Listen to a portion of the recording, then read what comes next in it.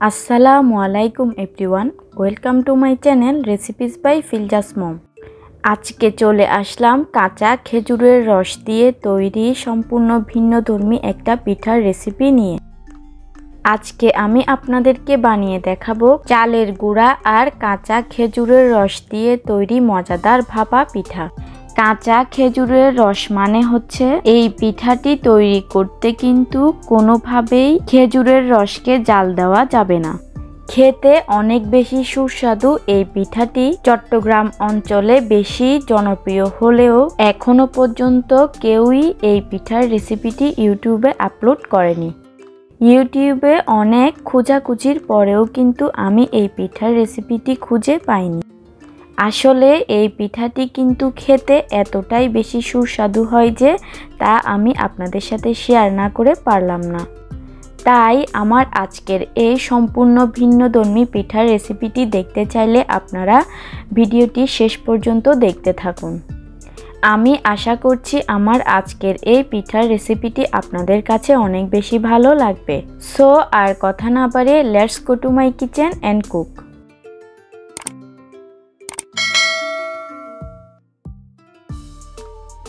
পিঠাটি তৈরি করার জন্য আমি এখানে মেজারমেন্ট কাপের প্রায় 1.5 কাপ পরিমাণে আতপ চাউল প্রায় 2 ঘন্টার জন্য পানিতে ভিজিয়ে রেখে এখানে আমি পানি ঝরিয়ে নিয়েছি।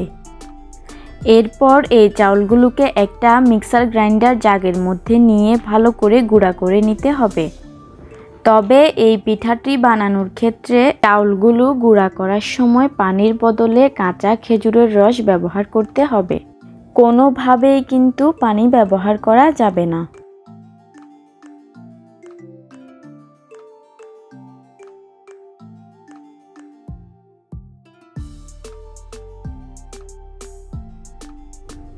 আমি সবগুলো চাউলকে এই মিক্সার গ্রাইন্ডারের মধ্যে নিয়েছি। এরপর এই চাউলের মধ্যে মেজারমেন্ট কাপের প্রায় 1/2 কাপ পরিমাণে কাঁচা খেজুরের রস দিয়ে দিচ্ছি।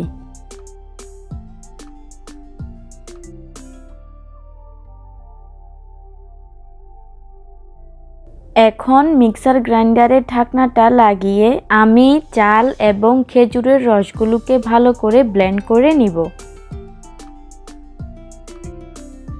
দেখুন এখানে কিন্তু আমি চাউল এবং খেজুরের রসকে ভালো করে ব্লেন্ড করে নিয়ে চলে এসেছি। এখন এই পিঠার ব্যাটারটিকে একটি মিক্সিং বোলে ঢেলে নিচ্ছি। এই ব্যাটারটি ব্লেন্ড করার পর আমার কাছে এর থিকনেসটা একটু গাঢ় মনে হয়েছে, তাই আমি এই ব্যাটারটির মধ্যে আরও 1/4 কাপ পরিমাণে কাঁচা রস দিয়ে একটু পাতলা ব্যাটার তৈরি করে নিচ্ছি। আপনারা কিন্তু চাইলে এই 1/4 কাপ পরিমাণে কাঁচা রস চালগুলো ব্লেন্ড করার সময় একসাথে দিয়ে দিতে পারবেন।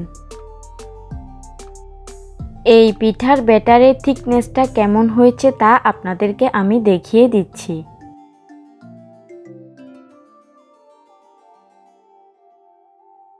এরপর এই ব্যাটারটির মধ্যে আমি প্রায় 1/2 চা চামচ থেকে একটু কম পরিমাণে দিয়ে দিচ্ছি খাবার সোডা। 1/2 চা চামচ থেকে একটু কম পরিমাণে দিয়ে দিচ্ছি শুকনা ইস্ট। এই পিঠাটির ক্ষেত্রে অবশ্যই ইস্ট ব্যবহার করতে চেষ্টা করবেন। এখানে আমি একটা ডিমকে ভালোভাবে ফেটিয়ে এই পিঠার ব্যাটারের মধ্যে দিয়ে দিচ্ছি। 1 টেবিল চামচ পরিমাণ দিয়ে দিচ্ছি আটা। এখন একটা হ্যান্ড উইক্স দিয়ে এই সবগুলো উপকরণকে খুব ভালো করে মিশিয়ে নিব।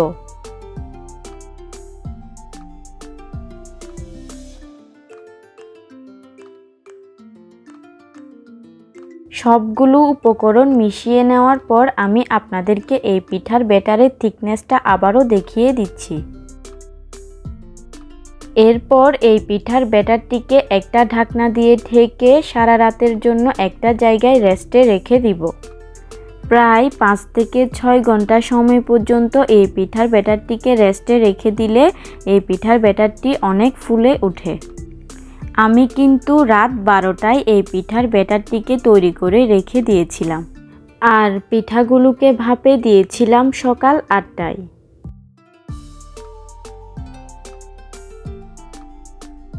ফিরে এলাম পরদিন সকালে। এখন আমি ঢাকনাটা খুলে দেখে নিচ্ছি যে পিঠার ব্যাটারটি ফুলে উঠেছে কিনা। আমার পিঠার ব্যাটারটি কিন্তু ফুলে উঠেছে। এখন এই পিঠার ব্যাটারটির মধ্যে মিষ্টি আর লবণ অ্যাড করার পালা। চিনি আর লবণ কিন্তু সকালেই দিতে হবে। এখানে আমি মেজারমেন্ট কাপের 1/3 কাপ পরিমাণ চিনি দিয়ে দিচ্ছি। পিঠাটিকে আরও বেশি টেস্টি করার জন্য আমি এখানে গুঁড়া দুধ দিয়ে দিচ্ছি 2 টেবিল চামচ পরিমাণ। তবে আপনারা চাইলে এটি স্কিপও করতে পারেন। দিয়ে দিচ্ছি 1/2 চা চামচ থেকে একটু কম পরিমাণে লবণ। এরপর একটা হ্যান্ড উইক্স দিয়ে এই সবগুলো উপকরণকে খুব ভালো করে মিশিয়ে দিচ্ছি।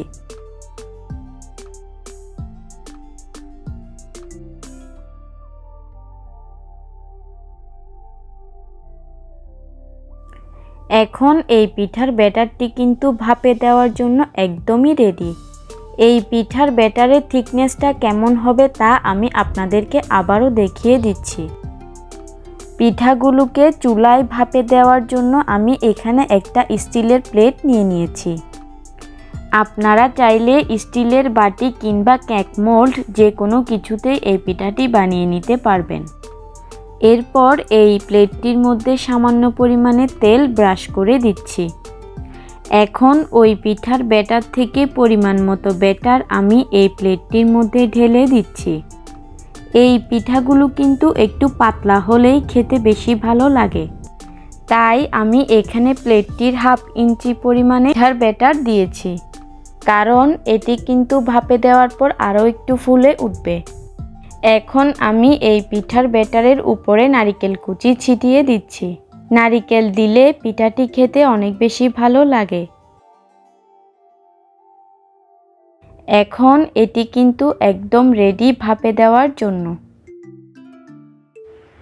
পিঠাগুলোকে ভাপে দেওয়ার জন্য আমি এখানে চুলায় একটা পাত্রের মধ্যে পরিমাণ মতো পানি দিয়ে একটা স্ট্যান্ড বসিয়ে দিয়েছি।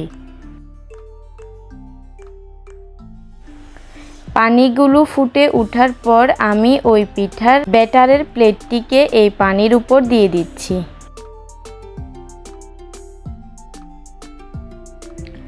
এরপর ঢাকনা লাগিয়ে ঢাকনার উপর একটা শিল দিয়ে দিচ্ছি, যেন ভেতরের বাষ্পগুলো খুব তাড়াতাড়ি বের হয়ে না যায়।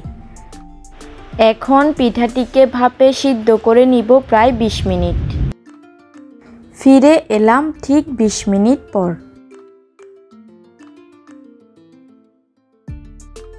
পিঠাটি কিন্তু হয়ে গিয়েছে। আমি এখানে কাঁটা চামচ দিয়ে চেক করে নিচ্ছি যে পিঠাটি ভালো করে হয়েছে কিনা। চামচটি ক্লিন এসেছে, তার মানে পিঠাটি কিন্তু খুব ভালো করে হয়ে গিয়েছে। এখন আমি এটিকে চুলা থেকে নামিয়ে নিচ্ছি। আপনারা দেখে নিশ্চয়ই বুঝতে পারছেন যে পিঠাটি কতটা ফুলকো হয়েছে। ওই সেম প্রসেসেই আমি আরও একটি পিঠাও বানিয়ে নিচ্ছি।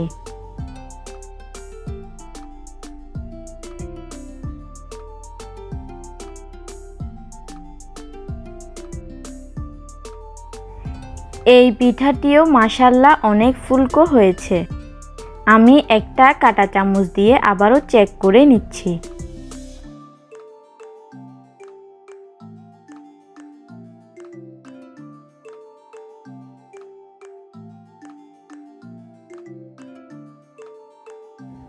এখন আমি পিঠাটিকে প্লেট থেকে উঠিয়ে নিয়ে আপনাদেরকে দেখিয়ে দিচ্ছি। একটা কাঁটা চামচের সাহায্যে পিঠার সাইডগুলোকে একটু ছাড়িয়ে নিচ্ছি।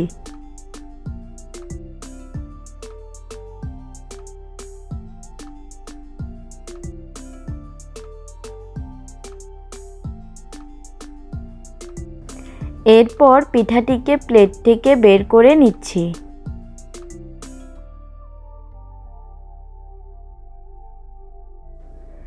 দেখুন কতটা ফুলকো আর কতটা সফট হয়েছে পিঠাটি।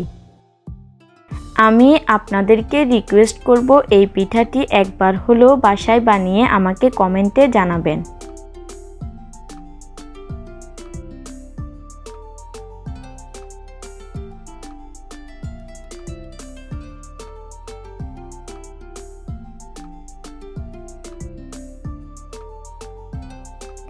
এখন আমি আপনাদেরকে কেটেও দেখিয়ে দিচ্ছি যে পিঠার ভিতরটা কেমন হয়েছে।